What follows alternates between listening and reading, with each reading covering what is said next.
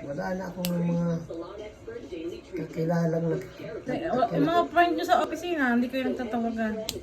Hindi na, nawala na yun eh. Kasi nga, itong pandemic na ito, grabe inabot ko. Biro mo sa pamilya ko, 5 ang namatay. Ay, Diyos ko.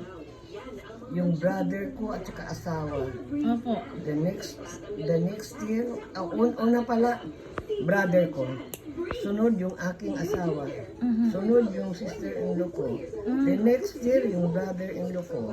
The next year, kapatid kong bunso. 5. Kaya lutang ako. Kaya, grabe yung pandemic na yan. Grabe. Nanay ko din po namatay ng pandemic. 2021. Ako yung partner ko na pandemic ngayon, the next day namatay. Na heart attack yata yun. Pagdating sa bahay, ano na, lupay-pay na. Magdamag na may kasamang hindi yan matigil sa babae. Hindi po siya nagkanak sa iba. Meron din siguro na hindi ko. Hindi naman dumalaw nung May ako. ano yan, alam mo yung aking partner, Opo. may pamilya yun, pero ang tagal nang hiwalay na nasa abroad. Ah, Hindi ko alam na meron siyang pamilya.